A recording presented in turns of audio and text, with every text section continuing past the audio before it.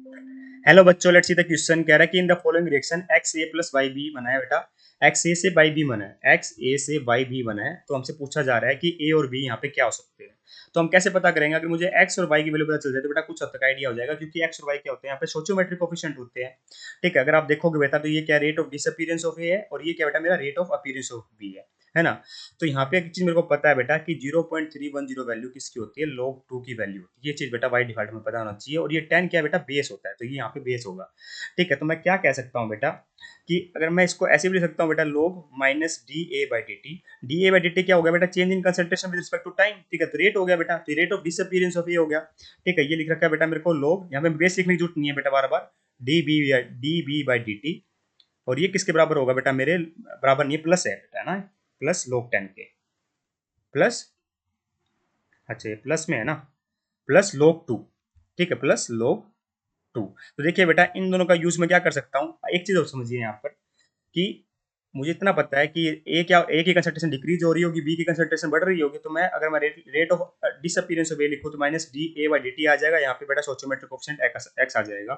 ये बराबर होगा बेटा मेरे rate of appearance of B के। ठीक है, यहाँ पे into divide by stoichiometric coefficient B. तो ये क्या होता है बेटा, मेरा रेट ऑफ रिएक्शन होता है। इस बात का भी ध्यान रखना।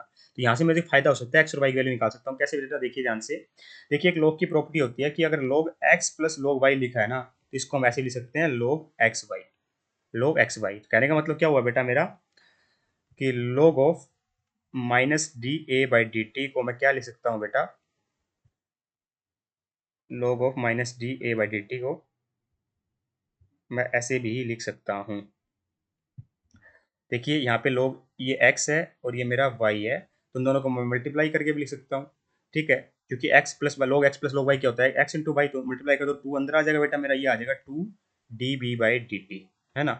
और एक log की प्रॉपर्टी ये और होती है बेटा, अगर log x के बराबर log y है तो इसका मतलब बेटा मेरा x y के बराबर होगा। तो मैं क्या कह सकता हूँ बेटा कि minus d A by d t will be equal to 2 times of d B by d t. ये लिख सकता हूँ, लिख सकता हूँ। तो 2 साइड लेके चला जाऊँ बेटा तो मेरी बात बन जाएगी, नहीं बन जाएगी?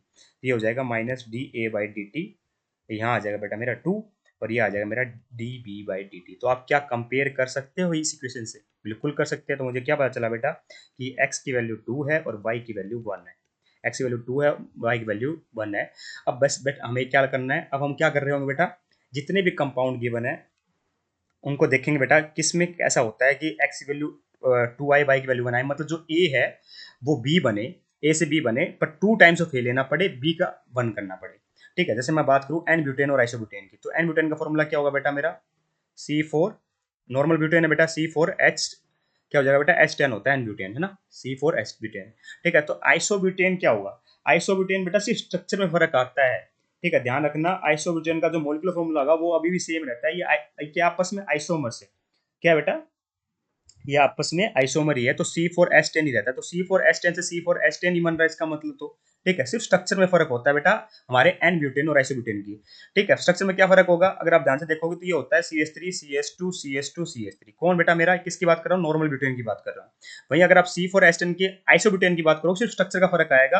तो हमें क्या देखना था बेटा कि जो पहले वाला हमारा रिएक्टेंट है वो 2 टाइम्स होना चाहिए प्रोडक्ट के, पर ऐसा कुछ हो नहीं रहा बेटा, सेम नंबर ऑफ कार्बन है, same number of hydrogen atom है। ठीक है, अगर आप आइसोब्यूटेन की स्ट्रक्चर की बात करोगे ना, थोड़ा सा फर्क आता है, स्ट्रक्चर में फर्क आता है कि एक कार्बन पे 2 मिथाइल ग्रुप लगा दो बेटा, बस एक कार्बन पे 2 मिथाइल ग्रुप लगा दिया तो कितने हो गए टोटल, 3 कार्बन कवर हो गए, 3 3 6 हो गया बेटा। ठीक है, यहाँ पे क्या आ जाएगा मेरा CH3 आ जाएगा, यहाँ आ जाएगा मेरा हाइड्रोजन।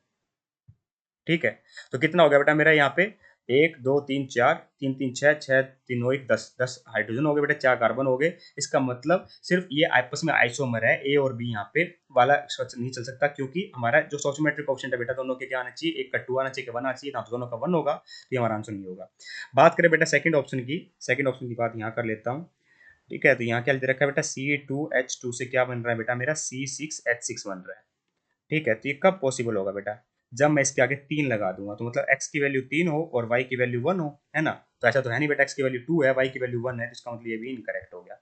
बात करोगे बेटा ऑप्शन नंबर थर्ड की, थर्ड ऑप्शन की यहाँ बात कर लेते हैं बेटा। तो यहाँ पे क्या हो रहा है मेरा, C2H4 से क्या बनता हुआ दिखाई दे रहा है, C4H8 बनता हुआ दिखाई दे रहा है।